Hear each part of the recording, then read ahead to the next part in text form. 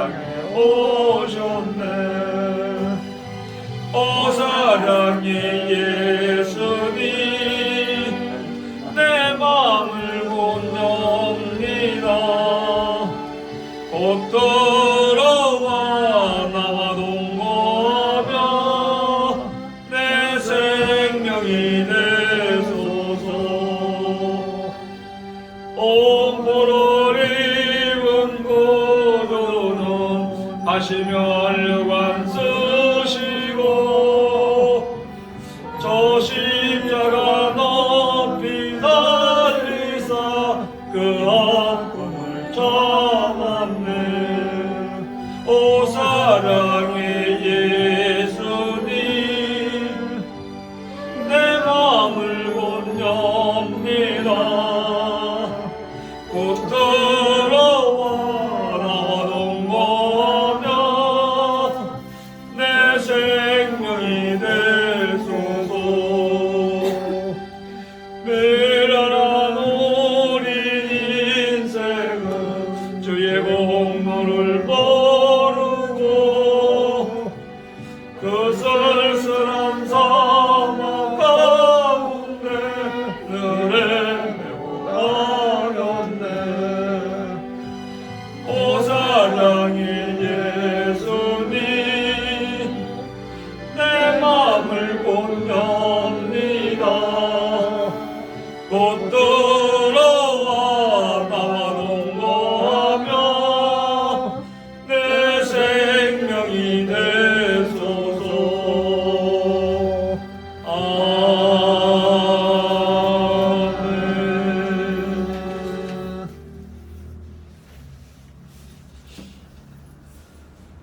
332장 찬양됩니다.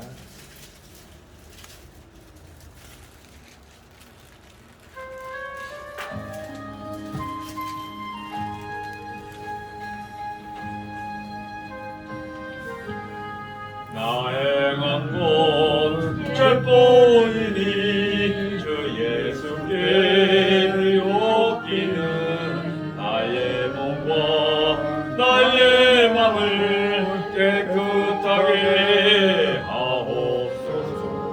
물 가지고 날 씻든지 불 가지고 태우든지 내 악마만 깎으사 내 모든 죄 멸하소서.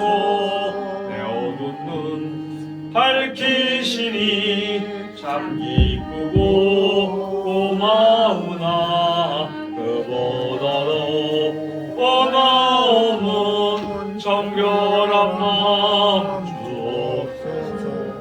물 가지고 날 씻든지 불 가지고 태우든지 내 한과 바깥 깎으사 내 모든 죄 멸하소서.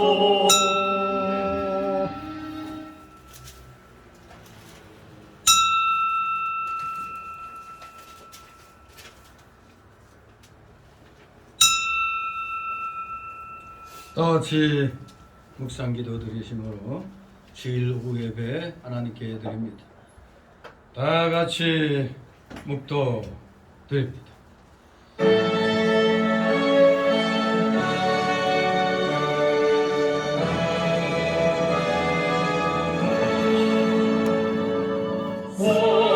성부성자와 성령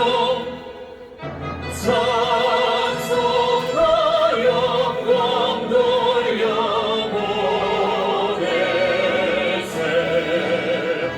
대처로 지금까지 또 영원토록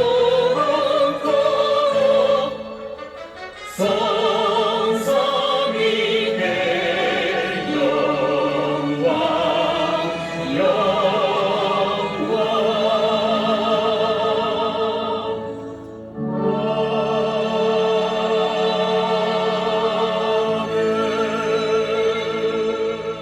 내가 평안히 눕고 자기도 하리니 나를 안전히 거하게 하시는 이는 오직 여호와시니이다.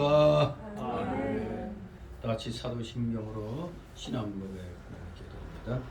전능하사 천지를 만드신 하나님 아버지를 내가 믿사오며 그 외아들 우리 주 예수 그리스도를 믿사오니 이는 성령으로 잉태하사 동정녀 마리아에게 나시고 본디오 빌라도에게 고난을 받으사 십자가에 못 박혀 죽으시고 장사한 지 사흘 만에 죽은 자 가운데서 다시 살아나시며 하늘에 오르사 전능하신 하나님 우편에 앉아 계시다가 저리로서 산 자와 죽은 자를 심판하러 오시리라.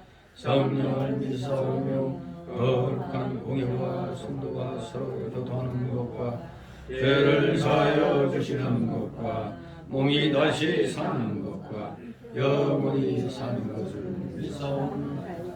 아멘.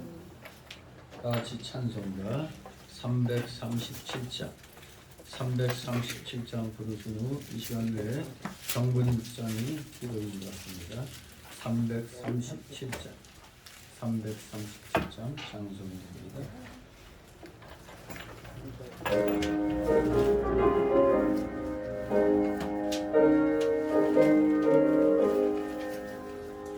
이게 하시고 주여 내 말 들어서 세이노라 하실 때에 날 불러소서.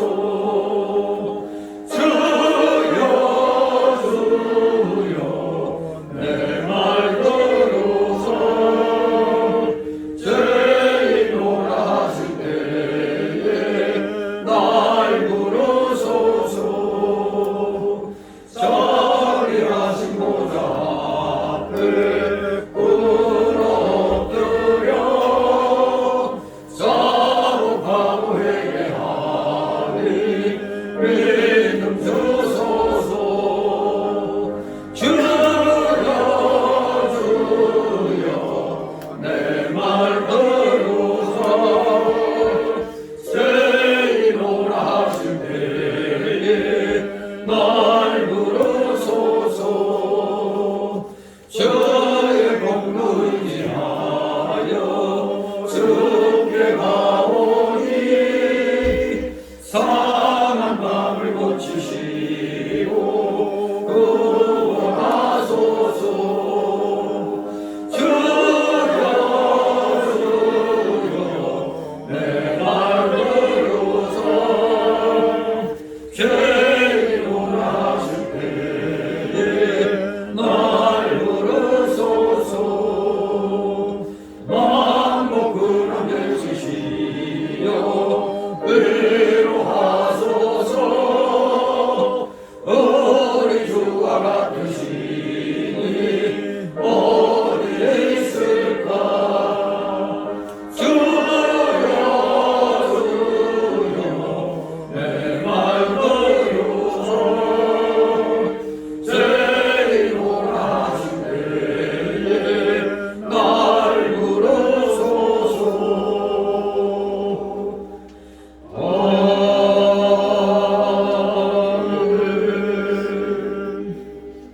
기도드립니다.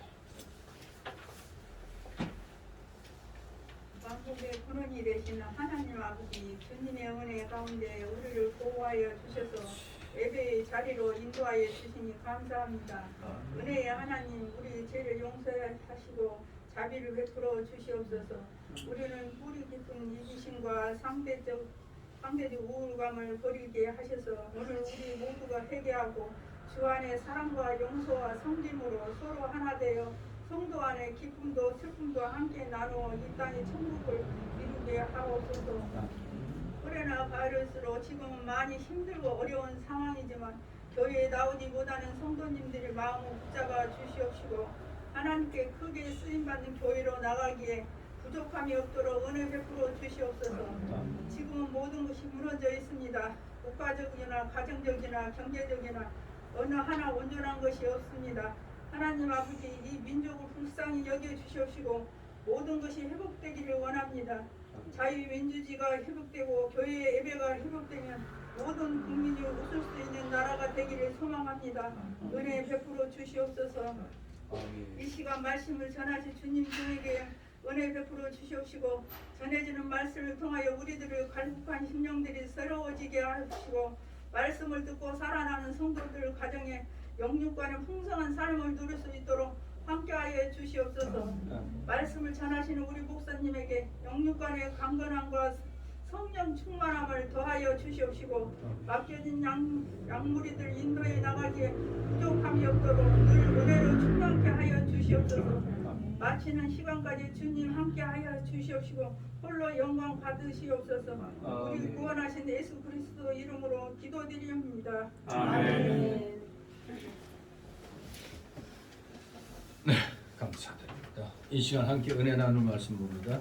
구약성경 역대상 21장, 구약성경 역대상 21장 7절에서 17절까지의 말씀 우리 교대로 읽도록 하겠습니다. 역대상 21장 7절에서 17절까지 페이지수로 구약 641쪽 642쪽 정도 있습니다.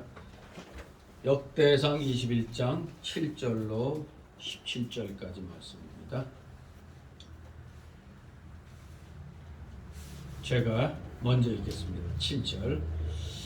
하나님이 이 일을 괘씸히 여기사 이스라엘을 치시매 다윗이 하나님께 아뢰되 내가 이 일을 행함으로 군대를 뽑아야 하나이다. 이제 간구하나니 송의 죄를 사하여 주옵소서. 내가 심히 미련하게 행하였나이다 하니라.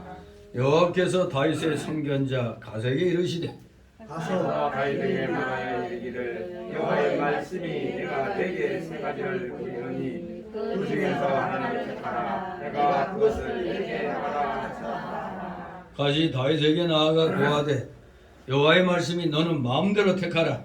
혹 3년 기근일지 홍해 하나님을 대적하여 하여 대적의 칼에 쫓길일지 홍 여호와의 칼곧 본역의 사흘 동안 이 땅에 유행하며 여호와의 사자가 이스라엘의 모습을 내리지 내가 무슨 말로 하고 보내신 이에게 대답할 것을 결정하소서. 다윗이 가세에게 이르되 내가 공경에 있도다. 여호와께서는 긍휼이 심히 크시니 내가 그의 손에 빠지고 사람의 손에 빠지지 않기를 원하나이다. 예, 여호와께서 이스라엘 백성에게 온역을 내리시니 이스라엘 백성의 죽은자가 7만이었다. 하나님이 예루살렘을 멸하러 사자를 보내셨더니 사자가 멸하려 할 때 여호와께서 보시고 이 재앙 내림을 뉘우치사 멸하는 사자에게 이르시되 족하다. 이제는 네 손을 거두라 하시니 때에 여호와의 사자가 여부스 사람 오르난의 타작마다 곁에 섰니라. 다윗이 열병에 여호와의 사자가 천지에서 서서 칼을 빼어 손에 들고 예루살렘을 가리키니라. 다윗이 장로들을 도우러 붉은 눈을 입고 얼굴을 땅에 대고 엎드려 다 같이 17절. 하나님께 아뢰되 명하여 백성을 계수하게 한 자가 내가 아니니까 범죄하고 악을 행한 자는 곧 내니이다. 이 양무리는 무엇을 행하였나이까? 청컨대 나의 하나님 여호와여 주의 손으로 나와 내 아비의 집을 치시고 주의 백성에게 재앙을 내리지 마옵소서. 아멘. 네. 오늘 제목은 다윗의 인구조사입니다. 세부 내용은 다윗의 인구조사에 대한 하나님의 징벌입니다. 하나님의 징벌이 이 다윗의 인구조사에 대한 핵심이라 할 수 있습니다.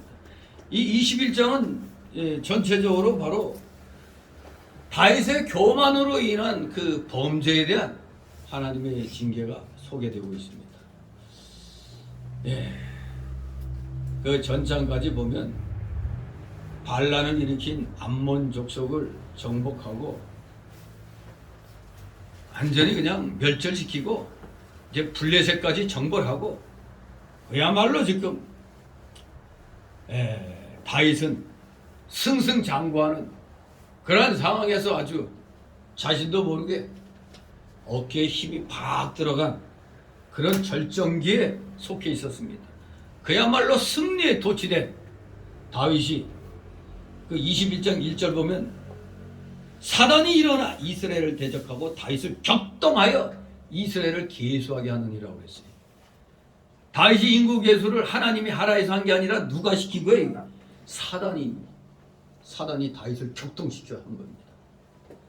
이게 바로 승리에 도취한 교만에 빠진 다윗의 틈새를 사단이 비집고 들어간 겁니다.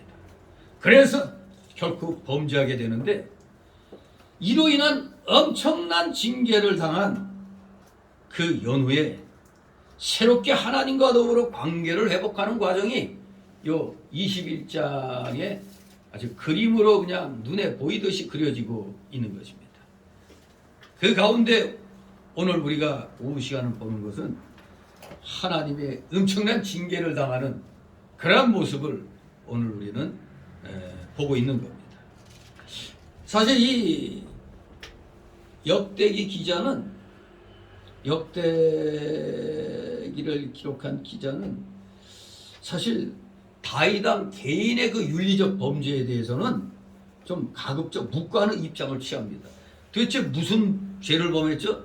다윗이 바로 윤리적인 범죄를 저지른 게 자기의 충성스러운 부하 우리아를 일부러 죽게 놔두고 그 아내 바세바를 취했죠.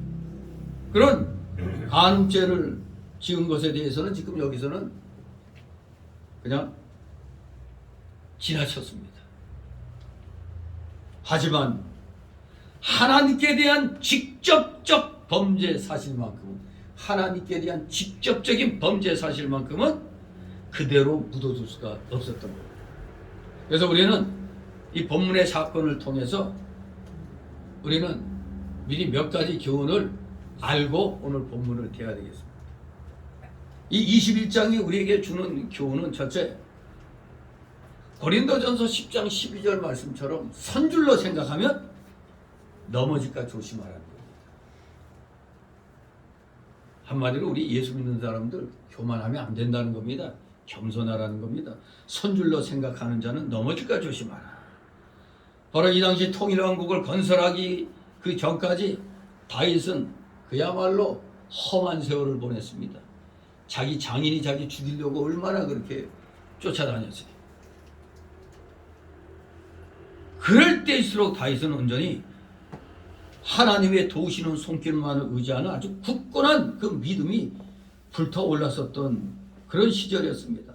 즉 좋은 시절에 하나님께 대한 불타는 굳건한 믿음이 아니라 환난을 당하던 시절에 하나님께 대한 굳건한 믿음이 그야말로 불타올랐었던 것입니다. 그러나 이제 가는 곳마다 승리하여 대제국을 건설하게 되자 이제 하나님을 의뢰하기보다는 자신의 힘으로 제국을 다스려 보고자 하는 그런 욕망이 자신도 모르는 그 가운데 아주 그 욕망 속에 서서히 이렇게 스며들어온 겁니다. 그래서 이로 말미암아 하나님이 인구수를 계수하라 해야 되는데 병력 점호를 목적으로, 즉 뭔가 제국을 자기가 다스려도 되겠다 하는 어떤 그런 교만함이 생겼던 겁니다. 그래서 병력 점호를 목적으로 하는 인구조사를 지금 실시했던 겁니다. 여기 7절에 보면 하나님이 이 일을 괘씸히 여기서 한 게 바로 그걸 말하는 겁니다. 자신 스스로 뭔가 해보겠다는 그런 욕심이 들어감으로 말미암아 병력 점호를 목적으로 인구조사를 실시하게 했던 것입니다. 우리 하나님은 사실 로마서 8장 28절 말씀대로 모든 것이 합력하여 선을 이루게 하신다고 했습니다. 모든 것이 합력하여 선을 이루게 하시는 그런 하나님입니다. 두 번째로 우리가 교훈받는 게 이겁니다.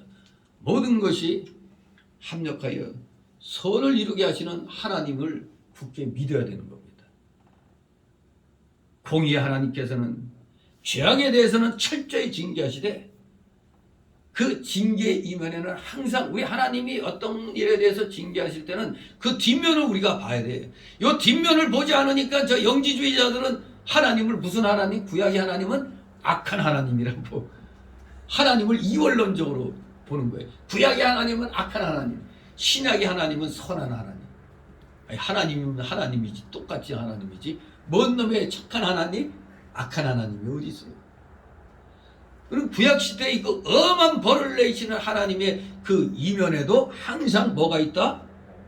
용서와 사랑과 용서의 손길이 항상 이면에는 있었다는 것을 우리가 잊으면 아니 되겠습니다. 이제 뒤에 가면은 징계로 말미암아 무려 몇 명이 죽는 게 아니고 7만 명이 죽는 무시무시한 징계를 받습니다. 7만 명에 달하는 백성들이 다윗의 죄가로 말미암아 죽음을 당합니다. 다윗의 죄가로 말미암아, 즉 지도자의 잘못으로 말미암아 애매한 백성들이 7만이 죽는 이런 일을 당합니다. 하지만 이 사건을 통해서 다윗 왕은 자신의 교만과 어리석음을 회개하고 전 이스라엘의 목자로서의 소임을 새로이 회복할 수가 있었던 것입니다. 그 세 번째로 우리에게 주시는 교훈은 우리 성도의 궁극적인 대적은 누구다? 사단이라는 것을 가르쳐 주는 겁니다. 우리의 대적은 사단이다 이겁니다. 사단. 마귀라 이겁니다. 이것을 명심하고 우리는 영적 전투를 성공적으로 수행하기 위해서는 오직 하나님의 전신갑주로 무장해야 된다는 것을 이 21장을 통해서 우리는 알게 되는 겁니다. 하나님의 말씀의 전신갑주로 에베소 6장 13절 18절 말씀한 대로 하나님의 전신갑주로 무장을 해야 우리는 이 험한 세상 승리를 할 수가 있는 겁니다. 자, 이제 다윗이 그 인구조사, 자기의 욕심에 이끌린 인구조사로 말미암아 이제 징계를 받게 되는 내용이 소개되고 있습니다. 그래서 오늘의 그 소제목은 7절 17절은 온 이스라엘이 받은 징벌과 다윗의 회개기도입니다. 온 이스라엘이 받은 징벌과 다윗의 회개기도.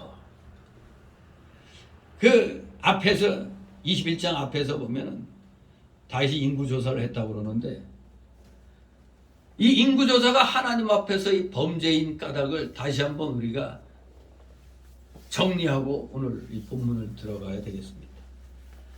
왜 하나님 앞에서 사악한 범죄냐? 이 인구조사한 게 첫째는 이스라엘 승리의 근원이 어디에 있었던가를 망각한 하나님에 대한 배은망덕한 행위였다 이겁니다. 이거 몰라서 이거 했다는 게 말이 안 되죠. 지금까지 하나님의 은혜로 대적들을 다 물리쳐 왔어요. 근데 무슨 새삼스럽게 자기가 먼저 해보겠다고 병력 점호를 목적으로 인구조사를 시켰던 겁니다.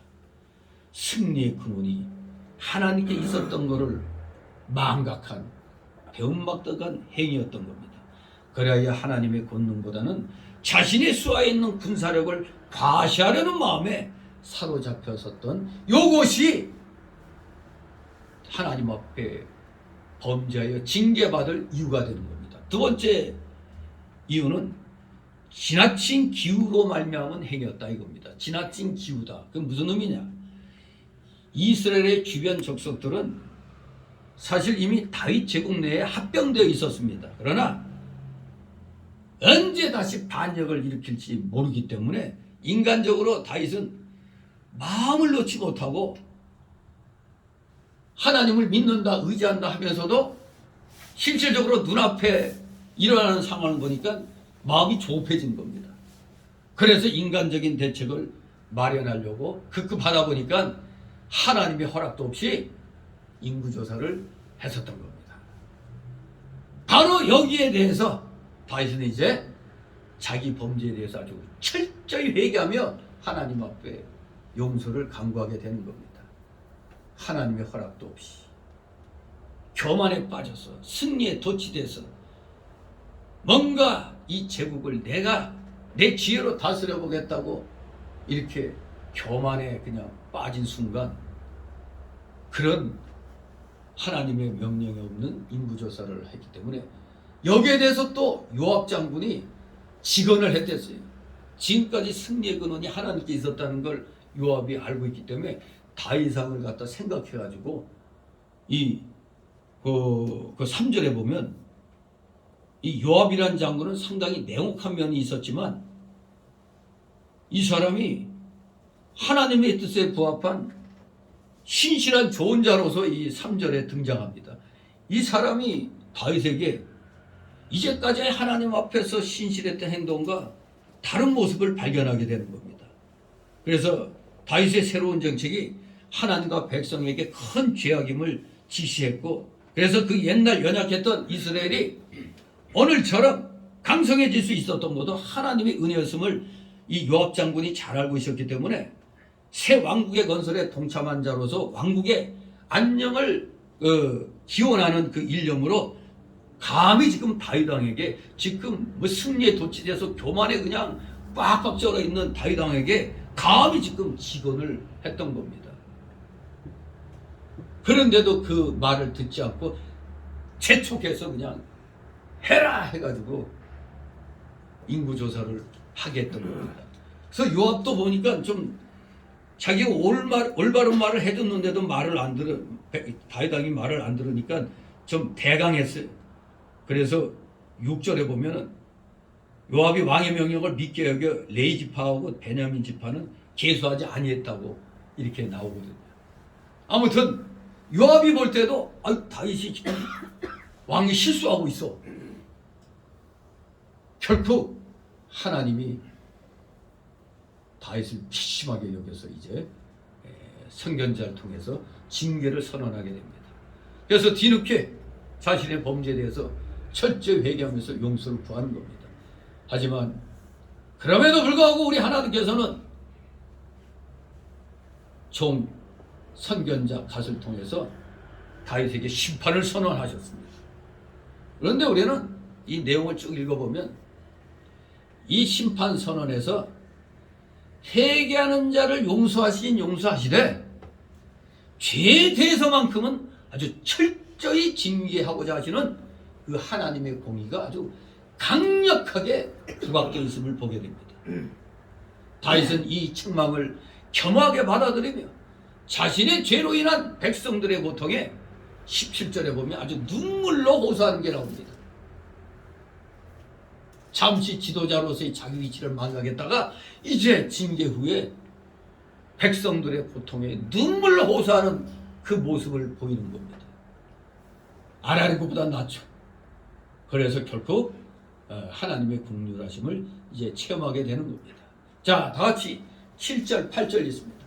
하나님이 이를 괘씸히 여기사 이새를 치시매 다윗이 하나님께 아뢰되 내가 이 일을 행함으로 큰 죄를 범하였나이다. 이제 간구하옵나니 종의 죄를 사하여 주옵소서. 내가 심히 미련하게 행하였다 하니라. 아멘.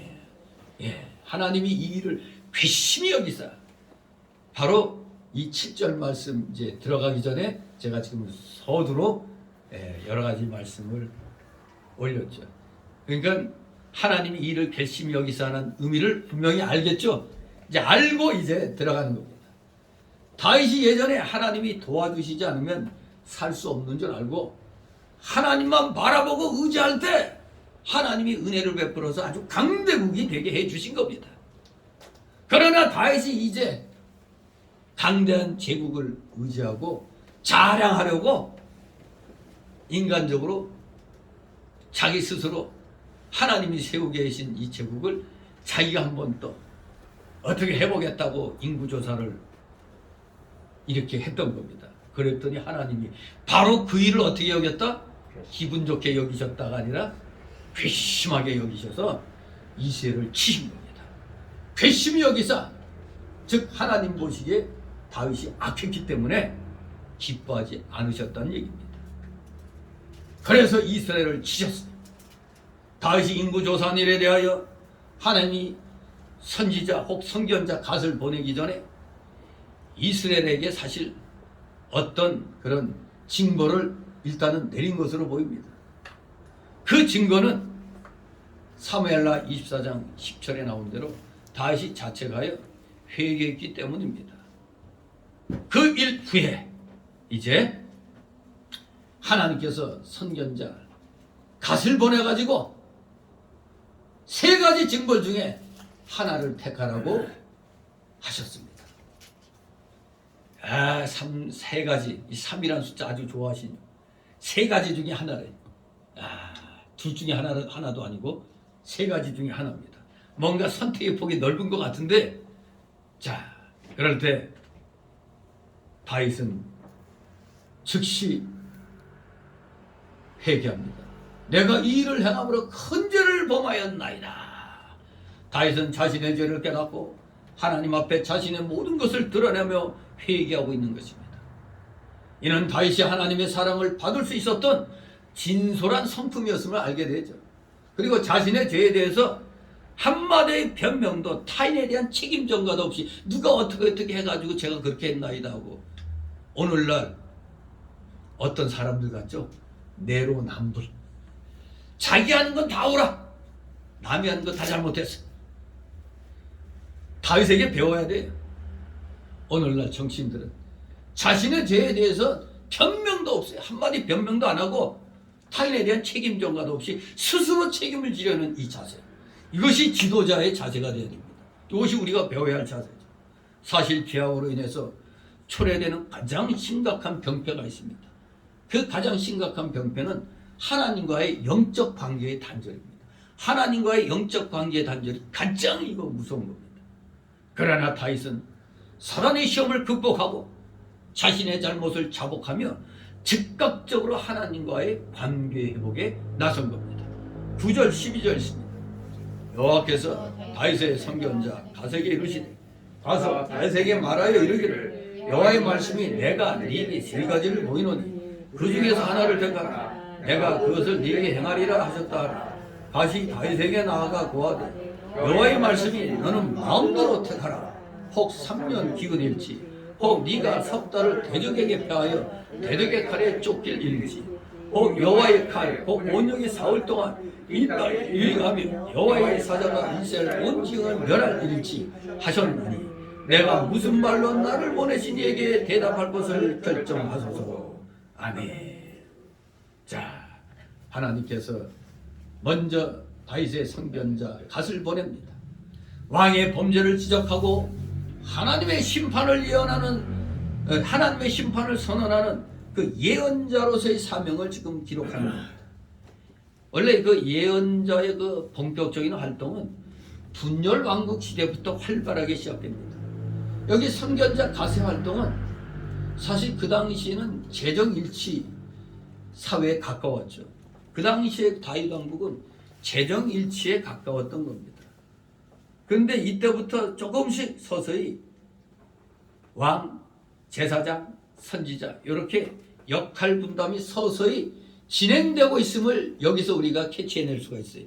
선견자 갓을 보냈다. 여기에서 재정일치였는데 이제는 왕 따로, 제사장 따로, 선지자 따로의 역할이 이제 시작이 되는구나. 이것을 우리가 여기서 서서히 보게 되는 겁니다. 하나님이 선지자 갓을 다윗에게 보내어 징벌을 말해줍니다. 물론 하나님이 다윗에게 직접 말씀할 수도 있지만 사실 이 구약 시대는 일반적으로 선지자들을 통해서 말씀하십니다. 그렇기 때문에 선지자의 말은 곧 하나님의 말씀인 줄 알고 잘 받아야 되는 겁니다.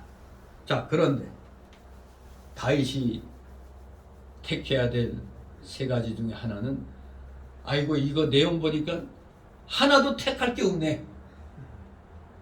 이거 다 죽음밖에 없는 거예요. 지금 보니까 선지자가 하신 하나님의 말씀은 세 가지 재앙인데 하나같이 이거는 무시무시한 재앙입니다. 첫 번째는 뭐예요? 3년 기근. 3년 동안 굶주려야 돼요. 하루 이틀도 아니고. 두 번째는 석 달 동안 대적의 칼에 쫓겨다닌다는 거예요. 즉 전쟁으로 인해서 대적에게 맨날 패해가지고 도망 다녀야 되는 게 무려 몇 년? 석 달이구나. 석 달 동안. 석 달 동안 쫓겨다녀야 돼. 맨날 전쟁하면 진다는 얘기죠. 쫓겨다닌다는 거니까. 그 세 번째는 뭐냐? 두 번째도 힘들겠는데 세 번째 뭐요? 했더니 4월 동안 3일 동안 이스라엘 땅에 온역을 당합니다. 온역이 뭐예요? 전염병. 오늘날로 말하면 코로나19가 되겠네. 전염병. 사무엘하 24장 13절에 보면 왕의 땅에 7년 기근이 있을 것이니까 라고 했는데, 사실 원본은 7년인데 이 원본에서 사본으로 필사될 때 아마도 이 필사자가 다음 두 재앙인 그 석 달과 3일을 염두에 두고 7년도 3년으로 잘못 기록한 것으로 기록한 게 아니냐, 그렇게 보고 있어요. 사무엘하 24장 13절에는 분명히 7년 기근이 있다고 그랬거든요. 아무튼 석 달과 3일을 염두에 두고 3년 기근이라고 이게 잘못 쓴 것 같아요. 3년 기근. 근데 원래는 7년 기근이란 말이에요. 어마무시하죠. 7년 동안 기근 당해야 돼. 아이고, 그건 죽어도 못하겠고. 우리가 석 달 동안 맨날 그냥 도망만 다녀야 돼. 그것도 힘들 것 같아. 그럼 나머지 하나는 뭐밖에 없어요. 3일 동안 전염병에 시달려야 돼. 여러분은 어떤 걸 택할래요? 여기 분명히 하나님이 뭐라고 그랬어요? 너는 마음대로 택하라고 그랬어요.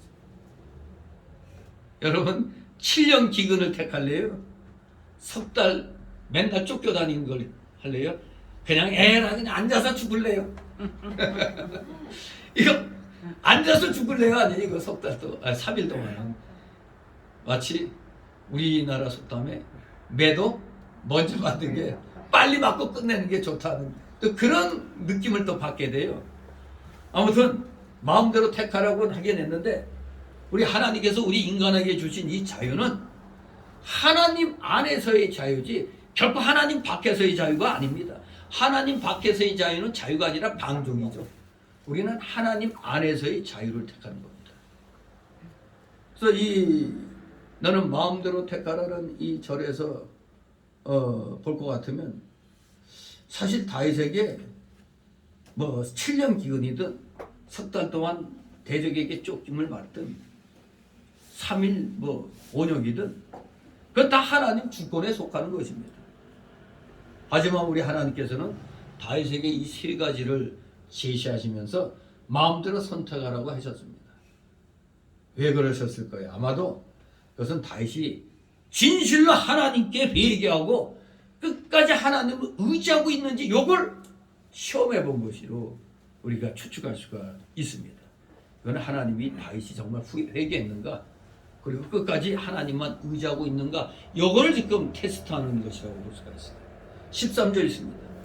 다윗이 바세게 이르되 내가 공경에 있도다. 여호와께서는 긍휼이 심히 크시니 내가 그의 손에 빠지고 사람의 손에 빠지지 않기를 원하나이다. 아멘. 예.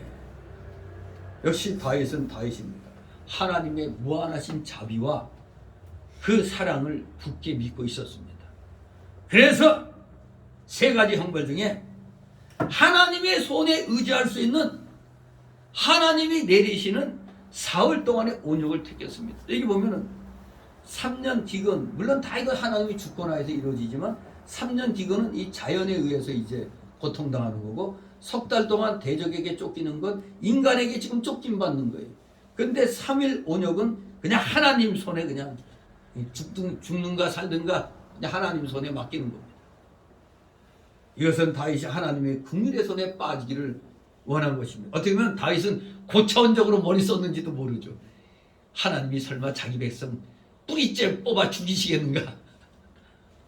하나님의 사랑과 자비를 믿었기 때문에 하나님 손에 그냥 맡깁니다. 그냥 이렇게 이 3본을 택했던 겁니다. 그 이유는 첫째, 지금 말씀한 대로 하나님은 긍휼이 크시기 때문에 마치 아비가 자식을 징계한 같이 할 것이고, 뭐 설마 죽이게 하시겠나 이런 식으로 긍휼히 여겨 죄값대로 다 벌하지 않고 감해 주실 것을 믿는 마음으로 하나님 손에 맡긴다고 3번을 택한 겁니다. 두 번째로는 왜 3번을 택했느냐? 자신의 죄가가 인간의 손에 다스려지기보다는 오직 유일하신 정죄자 여호와 하나님께 다스려지길 원했던 겁니다. 왜 그랬을까요? 이는 하나님의 손이 인간의 손보다는 더욱 자비롭다는 사실을 알았고, 또 자신의 죄가 하나님에 의해서 해결받을 경우에는 더욱 만족스럽고 복된 열매를 가져올 수 있음을 알았기 때문에 세 번째 이 온욕 전염병에 대한 징벌을 택한 것입니다. 또 세 번째 이유를 생각해 보면 3일이니까 앞에 거는 7년, 두 번째는 석 달. 근데 이 전염병은 며칠? 3일이었던 겁니다. 그러니까 한마디로 빨리 맞고 빨리 끝내자. 요 마음이었어요. 단시일 내에 문제가 해결되기를 원했던 겁니다. 즉 부끄러운 일은 빨리 청산하고 하나님과의 새로운 관계 속에서 왕국의 일이 추진되기를 원했던 겁니다. 결코 이 말씀대로 그의 손에 빠지게 되는 것입니다. 즉 12절에 여호와의 칼, 바로 여호와의 칼, 곧 온욕을 가리키는 겁니다. 그의 손에 빠지고. 진실로 이 13절에서 다윗은 내가 그의 손에 빠지고 사람의 손에 빠지지 않기를 원하나이다. 그래서 온욕 전염병을 택했던 겁니다. 14절 있습니다. 예, 여호와께서 이스라엘 백성에게 온욕을 내리심에 이스라엘 백성의 죽은 자가 7만이었더라. 아멘. 예. 뭐 굵게 짧게 굵게 그건 좋았는데 너무 단시간 내에 백성이 많이 죽었죠. 7만 명이나 죽었습니다. 전염병으로 말미암아. 이것은 다윗이 군사의 많음을 의지하려고 했기 때문에 하나님께서 그 의지하는 것을 제거하기 위해서 7만 명이나 죽인 겁니다. 엄청난 숫자죠. 7만 명이나 죽었어요. 석 달 동안 대적에게 쫓기면 얼만큼 죽으려나? 7년 동안 기근에 시달리며 얼만큼 죽으려나? 계산이 안 되죠. 뭐. 북한에서 그 기근이 와서 아사자가 무려 300만이 굶어 죽은 시기가 있잖아요. 중공에선 대약진 그때 또 그냥 수많은 사람이 또 굶어 죽고. 어떻게 보면 이 오랜 기근은 사람으로 하여금 피를 말려 죽이는 거니까 차라리 그냥 죽으면 빨리 죽고 살면 빨리 사는 거고. 아니 다윗이 현명하게 택한 겁니다. 죽으려면 빨리 죽고 살려면 하나님이 긍휼 베풀어 주셔서 또 산다 이겁니다. 어쨌거나 지도자의 잘못으로 7만이나 죽었어요. 지금 대한민국도 지도자의 잘못으로 엄청난 사람들이 그냥 죽었잖아요. 어디서 이상한 놈들이 의사라는 탈을 쓰고 나와가지고 아무 문제가 없습니다. 몸에 좋습니다. 몸에 좋은데 어떻게 그거 맞고 반병신 되거나 1800명가량이 죽어요. 그리고 지금 중증으로 도대체가 이게 몸이 아픈 게 풀리지도 않고 그대로 지금 그냥 중증으로 헤매고 있는 사람들이 있으니 이거 누가 책임집니까? 아마 정말로 이 사람이 양심이 있으면 내 양산에 저 자택 다 팔아서라도 지금 부작용난 국민들 그거 어떻게 보조하는데 쓰게 해달라고. 요렇게 나오면은 또 뭔가 좀 문제가 좀 달라질 수도 있을 것 같기도 하지만 절대 저 인간은 그런 인간이 아니죠. 세상에 국민은 다 그냥 지금 망해가지고 나자빠져 있는데 혼자 궁궐과 같은 집에서 그냥 저러고 거기서 들어가서 편히 살 생만 하고 있으니 저게 인간입니까 저거?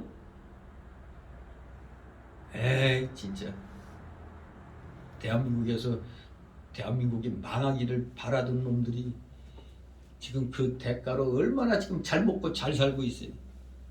그러면서 저 그냥 저 악마 새끼들한테 그냥 막 퍼다 주려고 막 하고 있으니 멍청한 놈들이 뭐 나와가지고 뭐 우리나라가 기축통화국이 되니 어쩌니 헛소리. 참 진짜 헛소리만 해야 되고 금이 일단 많아야 되는 거예요. 금이 있어야 돼. 미국은 금을 기준으로 해가지고 소위 말하는 태환지폐를 만든 거예요. 태환지폐. 기축통화되면은 우리 돈 모자라면 저거 찍어내면 되는 거예요. 근데 우리는 그게 아니잖아요.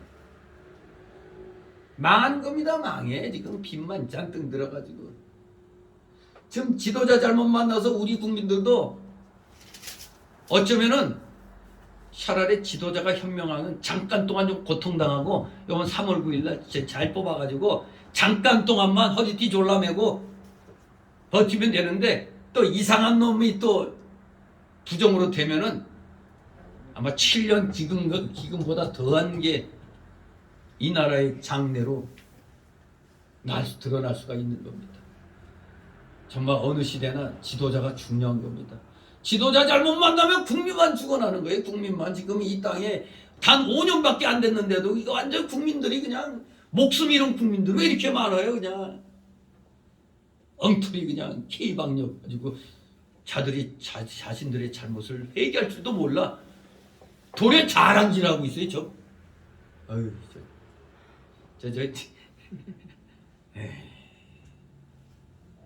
참으로 안타깝습니다. 다윗도 백성이 7만 명이 죽으니까 너무너무 지금 안타까워서 하나님 앞에 이제 엎드리게 되는데 아무튼 여기 7만 명이나 죽인 게 그 숫자를 의지하려니까 그 숫자 의지하지 말라고 7만 명을 제거하신 겁니다. 이 나라에도 이 잘못된 놈들이 우리 돈 많아.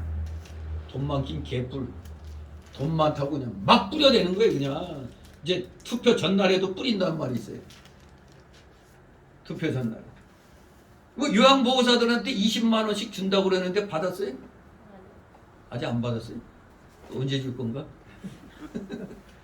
사업하는 사람들한테 돈 준다는 건 없고 사업하는 사람들 등쳐갖고 돈 빼내가지고 막 그냥 맞춰 벌금 때려가지고 그냥 돈 잔뜩 걷어내가지고 아주 노동자들만을 위한 나라 만드는 것 같아요. 아니 노동자가 있어도 일할 때가 있어야 일을 하는 거 아니. 사업하는 사람들을 우습게 여기면 나라 망하는 겁니다. 아니 일자리를 만들어놔야 노동을 하지. 일자리를 없애고 자빠졌어 이놈들이. 네, 정말로 이것들이 다 뜻이 있는 겁니다. 이것들이 공산사회를 건설하기 위해서 지금 수작 부리는 겁니다. 공산사회 이루기 위해서 첫째 해야 될 일이 의료계 장악하는 겁니다. 그 다음에 백성들을 국민들을 전체적으로 빈곤하게 만드는 거예요. 지금 딱 그 단계에 와 있는 겁니다. 지금 국민들 다 망하고 지금 나자빠져 있어요. 이러다 대기업들 못 살게 다 개꼬리하고 해외로 나가버리면 저들이 원하는 대로 되는 겁니다. 삼성을 소나게 넣으려고 저것들이 이거 망하는 거죠. 망하는 거예요. 여러분 택배 노조도 원래는 불법인 건데 왜냐면 택배하는 사람들은 일종의 사업자예요. 일반 사업자들은 노조 구성 못해요. 근데 이 정권이 노조 구성하게 해가지고 택배 노조가 된 거예요.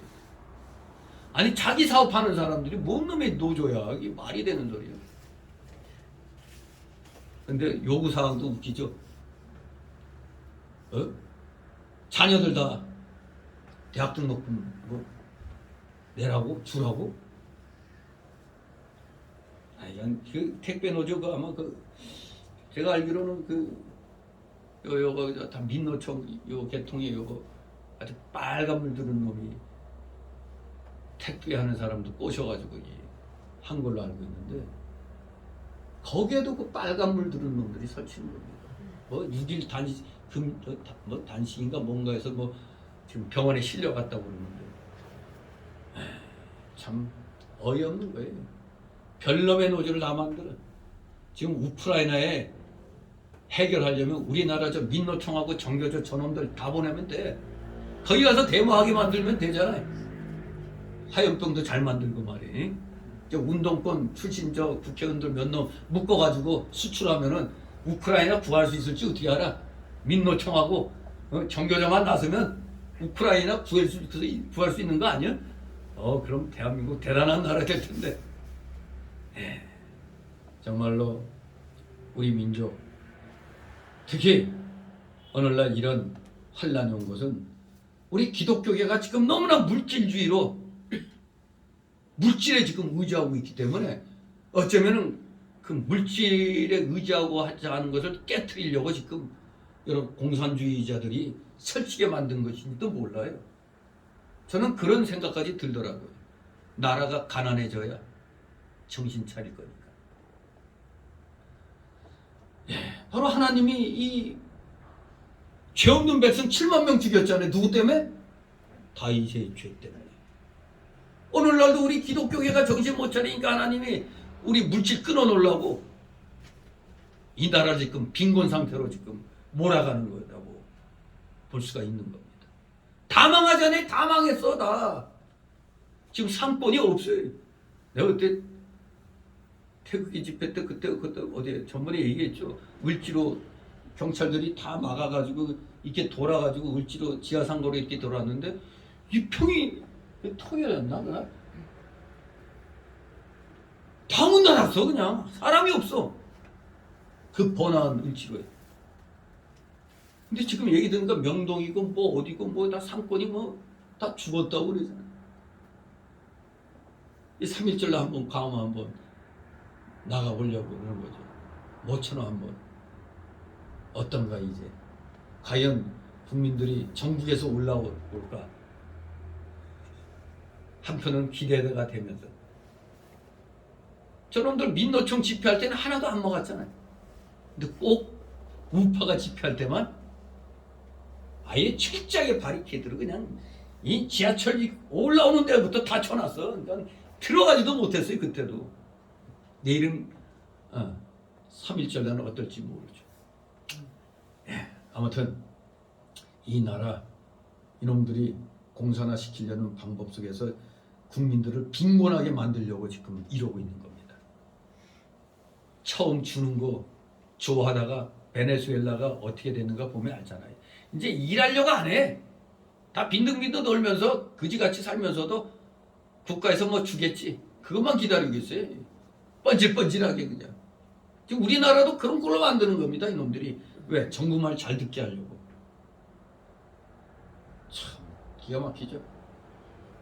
바로 우리 대한민국 국민들이 우리 기독교인들이 물질을 너무 의지하고 나가니까 하나님이 그것을 제해버리시는 겁니다. 지금 그래서 지금 기업들이 자꾸 망하게 하고 하는 겁니다. 이게 모두 물질만 그냥 기대려고 하니까.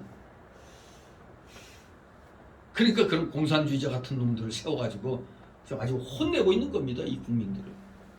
마치 다윗이 병력, 군사력을 유지하려고 사람 인구수 거기에 의지하려고 하니까 하나님이 한 방에 그냥 7만 명을 죽여버렸어요. 말이 쉬워 7만 명이지. 어마어마한 숫자 아닙니까? 더구나 이게 어느 시대에 다윗 시대예요. BC 975년경이에요. 지금으로부터 말하면 2995년 전이에요. 2990여 년 전의 일입니다. 그때 7만 명이 죽어. 우리나라는 기껏 삼국시대 때, 후삼국시대 때도 이렇게 보면은 뭐 백제가 신라를 치러 가다가 대군이 옵니다. 그래서 대군이 몇 명이 갔더니 10,000명. 5,000명도 대군이라고 그러더라고. 그런데 7만 명이 그것도 기원전 975년 전에 7만 명이 죽었다. 어마어마하게 죽은 겁니다. 다 하나님은 의지하는 것이 있으면 하나님 외에 의지하는 것이 있으면 그거 제해버리는 겁니다.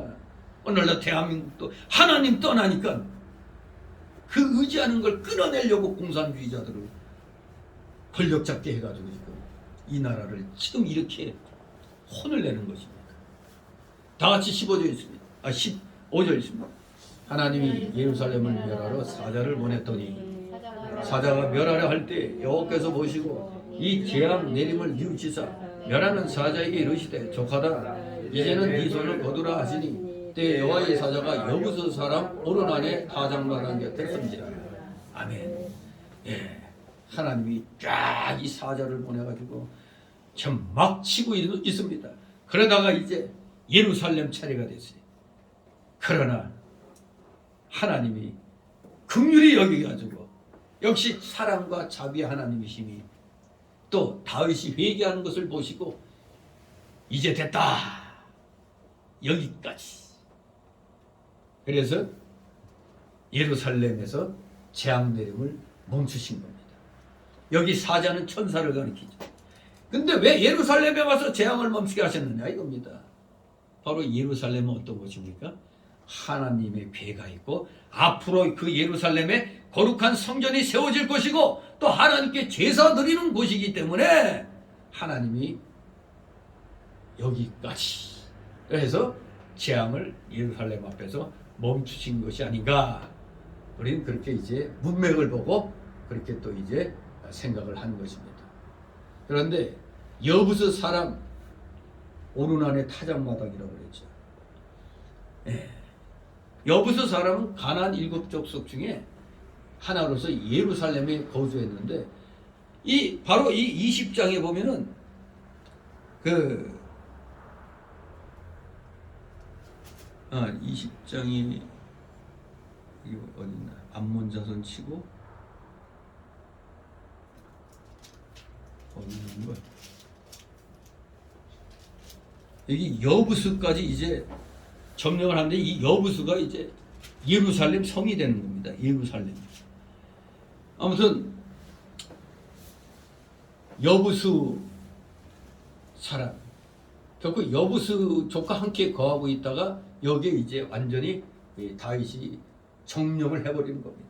그래서 예루살렘으로 이제 불려지게 되는데 이 사무엘하 24장 16절 22절에 보면 오르난이 아니라 아라우나라고 되어 있죠. 그러나 오르난과 아라우나는 동일 인물입니다. 그 사람의 타작마당 바로 여기가 모리아 산에 있는 곳이죠. 모리아 산 뭡니까 이게? 예전에 창세기 22장에 보면 아브라함이 독자 이삭을 하나님께 제물로 바치려고 하는 겁니다. 바로 오르난의 타작마당 이게 예루살렘 모리아 산에 있는 것입니다. 그리고 역대하 3장 1절에 보면 나중에 솔로몬이 여기에서 성전을 건축한 곳이 모리아 산 이 오르난의 타작마당. 그러니 하나님이 앞으로 이 거룩한 곳으로 이렇게 해야 될 것이기 때문에 바로 그 직전에 이제 재앙을 멈추신 것이 아니겠는가. 이렇게 우리가 충분히 생각할 수가 있겠습니다. 16절 있습니다. 다윗이 눈을 들어보매 여호와의 사자가 천지 사이에 섰고 칼을 빼어 손에 들고 예루살렘 편을 가리켰는지라. 다윗이 장로들로 더불어 붉은 배를 입고 얼굴을 땅내고 엎드려. 아멘. 자 이제 회개하는 다윗이 또 눈을 들어봤더니 어이구 또 여호와의 사자가 그냥 칼을 빼들고 하늘과 땅 사이에 딱 버티고 서 있어요. 이것은 더 많은 징벌을 하려는 태도였습니다. 그러니 다윗이 이것을 보고 더욱더 하나님 앞에 굵은 베옷을 입고 더구나 또 얼굴을 땅에 대고 엎드렸습니다. 굵은 베옷은 하나님의 엄중한 심판을 겸허하게 받아들인 다윗의 그 겸손한 회개를 상징하는 것입니다. 굵은 베옷을 입었다는 게 그만큼 겸손하게 하나님 앞에 조아리는 것을 말하는 거죠. 얼굴을 땅에 대고 엎드렸다. 이거 완벽하게 하나님을 경외하는 그런 자세죠. 겸손하게 얼굴을 땅에 댔다. 이 정도로 지금 다윗은 하나님 앞에 회개하고 있습니다. 다시 17절 있습니다. 하나님께 하려되 명하여 백성을 기수하게 한 자가 내가 아니니까 범죄하고 악을 행한 자는 곧 내니 이 양무리는 무엇을 행하였나이까. 청컨대 나의 하나님 여호와여 주의 손으로 나와 내 아비의 집을 치시고 주의 백성에게 재앙을 내리지 마옵소서. 아멘. 바로 이겁니다. 지도자의 자세. 이 그러니까 악을 행한 자는 바로 저입니다. 이 양무리는 죄가 없습니다. 치시려면 나와 내 아버지 집을 치시고 백성의 재앙을 내리지 마옵소서. 이 자세가 진정한 지도자의 자세가 되겠습니다. 이것만 제대로 갖추고 있는 겸손한 지도자라면 나라의 앞날이 밝게 되는 거죠. 그런데 지금 저 우크라이나는 그냥 대통령들이 바뀔 때마다 러시아 쪽에 붙었다가 그 유럽 쪽에 붙었다가 왔다 갔다 하면서 그냥 그때 오전에 제가 무슨 각서라고 그랬죠? 뭐라고 하긴 했는데 잘 생각이 안 나는데 그 정확한 각서 이름이 부다페스트 양해 각서입니다. 부다페스트. 내가 아까 무슨 각서라고 했는지 네? 예, 하여간 그 틀어보면 알겠죠. 뭔가 본능적으로 나오긴 나왔는데 기억이 안 나. 그게 지난해 구소련 때 우크라이나에 엄청나게 핵무기들이 배치되어 있었거든요. 그런 걸 다 러시아로 넘기는 거죠. 그리고 다른 것도 폐기하고. 그래서 미국, 영국, 프랑스, 러시아 이 4개국이 경제적 지원과 안전을 보장해 준다는 그런 내용으로 각서를 쓴 거죠. 그러나 그거야 기껏해야 평화 일종의 그냥 종이 쪼가리에 불과한 겁니다. 왜냐하면은 그 각서에는 무슨 대신 뭐 해구산 역할을 해주겠다 뭐 그런 내용이 아닌 겁니다. 단지 그저 지금 우리가 보장해주겠다 마치 이 박사가 한미 상호 방위 조약 맺으려고 그럴 때 그냥 우리가 뭔 일이 있으면 16개국이 제재를 가하겠다는 그런 거나 똑같은 거예요. 그따위 종이 쪼가리 믿고 있다가는 안 되는 거죠. 결국엔 그냥 오늘날 우크라이나 그 가수 싸이가 뭔 노래 불렀죠? 완전 세됐어. 완전 세돼버린 겁니다. 그냥 우크라이나 완전히 그냥 절망 가운데 빠지는 겁니다. 정말 지도자가 이렇게 우유부단하고 제대로 못하면 아니 되는 겁니다. 적어도 지도자는 다윗처럼 국민들에게 일어난 그 잘못된 것에 대해서 지도자로서 자기가 책임을 져야 되는 거예요. 자기가 책임을 안고 내가 잘못 생각한 거 있으면은 이거 용서해달라고 하면서 부족하지만 내 양산 자택 다 팔아서라도 내 이 아까 말한 대로 뭐 중환자로 지금 돼 있는 사람들 부작용 난 사람들에게 쓰게 해달라고. 이 얼마나 바람직한 일 아닙니까 이게. 그런데 뻔뻔하게 K방역 끝까지 잘했다고. 근데 저것들 다 재산 더블당 놈들 재산 다 압수해야 되는 게 뭐냐면 저놈들이 탈원전 해가지고 대한민국 완전히 그냥 거지 만들어놨잖아요. 저 한전도 지금 망하기 일보 직전에 2년 정도 지났을 때 탈원전 선언하고 2년 정도 지났을 때 3조 몇천억이 그냥 빚이 돼버렸어요. 그런 주제에 무슨 공약이라고 한전공대? 저 나주 쪽에 지금 학교도 지금 학생이 없어서 지방 학교들 문 닫아가야 되는 상황에서 뭐 장학금 줘가지고 뭐 어쩌고저쩌고. 아니 저 한국전력이 지금 적자투성이로 문 닫게 생긴 판에 뭔 놈의 그 한전공대예요. 저건 날쌘 학교입니다. 저거 오래 못 갈 거예요. 저거 지금도 아직 제대로 공사도 안 했는데 학생들 받는다고 저러고 있어요. 이놈들 거는 못 믿을 게 언제는 탈원전 하더니 이제 얼마 안 남겨두고 지금 뭐라고 그래? 완전히 앞으로 향후 60년간에 응? 이젠 도저히 안 되니까 이놈들이 탈원전 하면서 원전 가동이 최고치예요.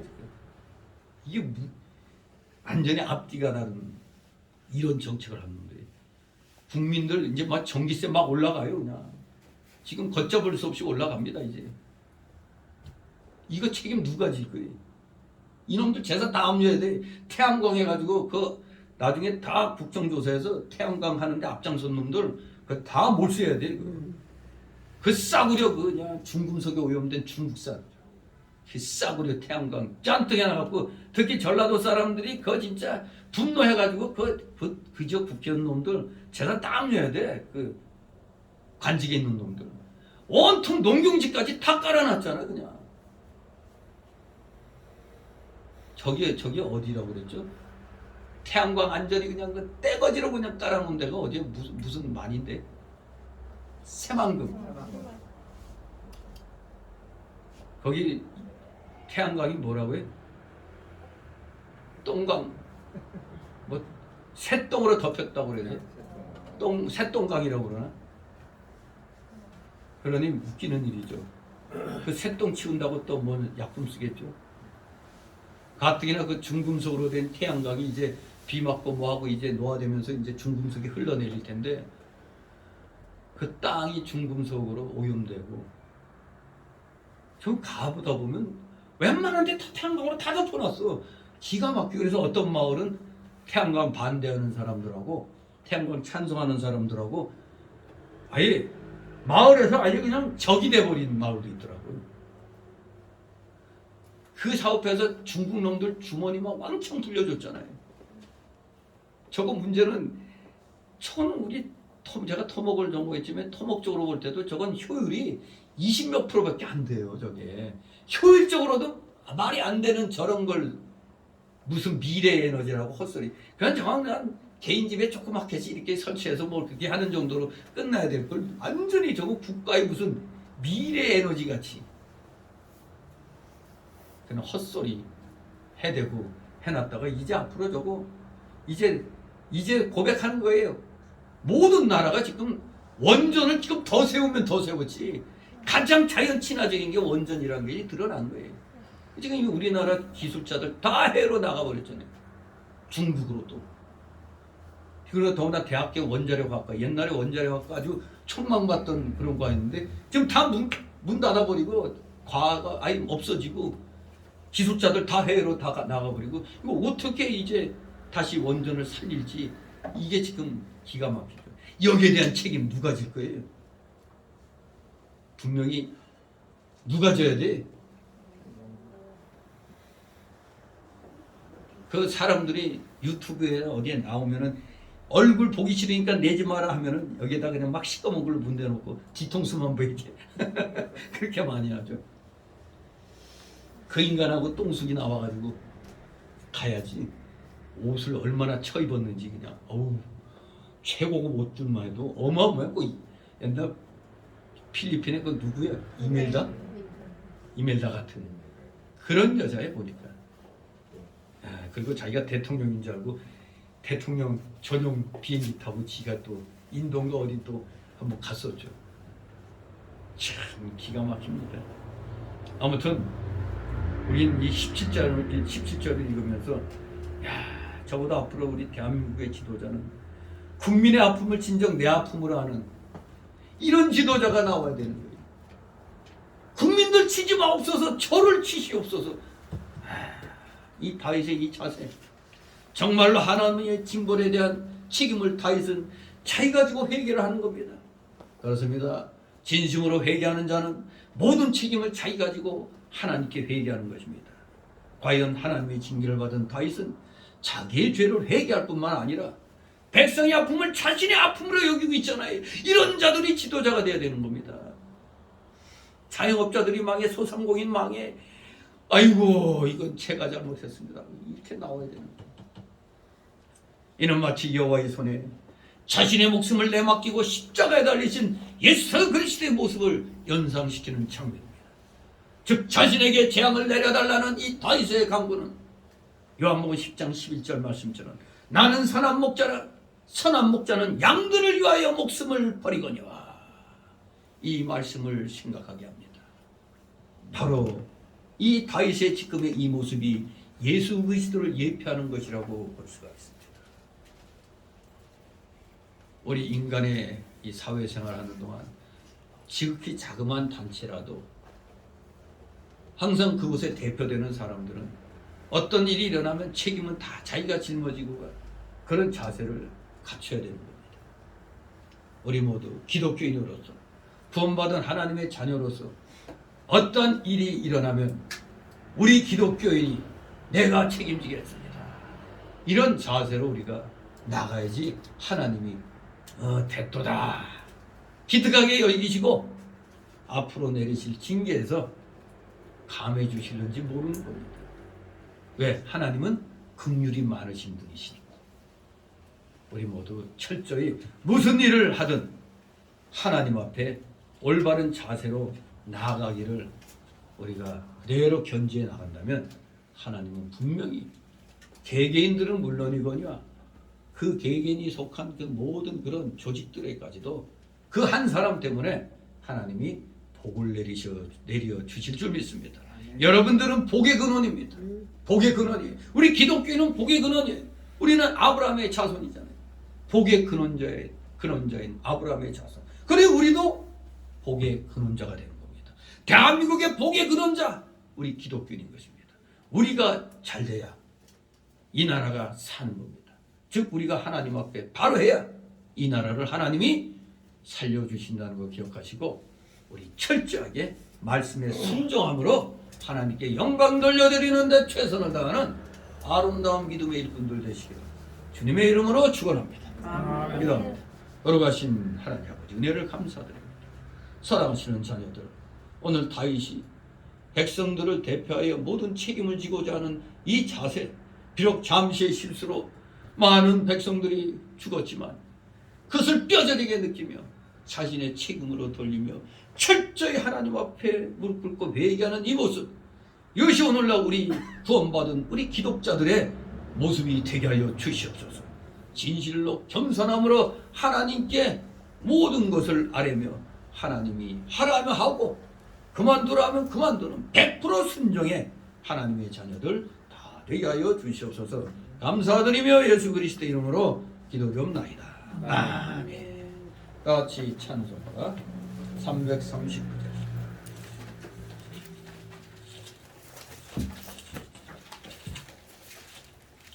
(339절)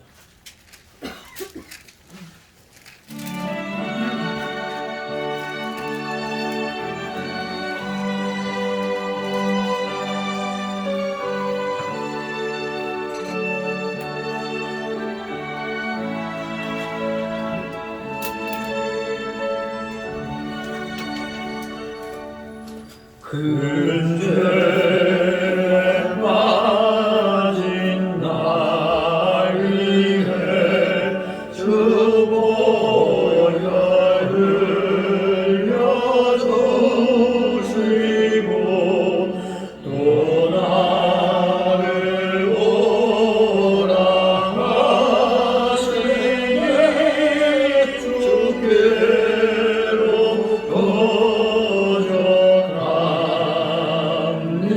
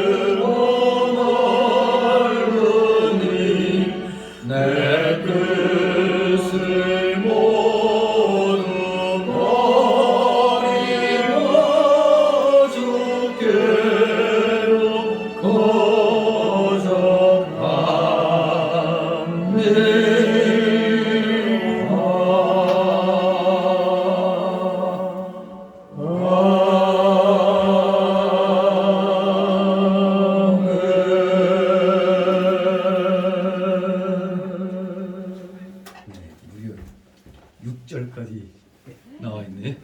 이 찬송 처음 보는 것 같네. 나도 길어갖고 안 했는데. 네, 참 오늘 회개하는 다윗에 맞는 그런 가사인 것 같습니다. 네, 오늘 주 기도문 마치고 광고 말씀드립니다. 하늘에 계신 아버지, 이름이 거룩히 여김을 받으시오며 나라의 마음이시며 뜻이 하늘에서 이루어진 것 같이 땅에서도 이루어지이다. 오늘 우리의 일용할 것을 주옵시고 우리가 우리에게 죄진 자를 사하는 것 같이 우리의 죄를 사하여 덮시고 시험에 들게 하지 마시고 다만 구하옵소서. 대개 나라와 권세와 영광이 아버지께 영원히 있사옵나이다. 아멘.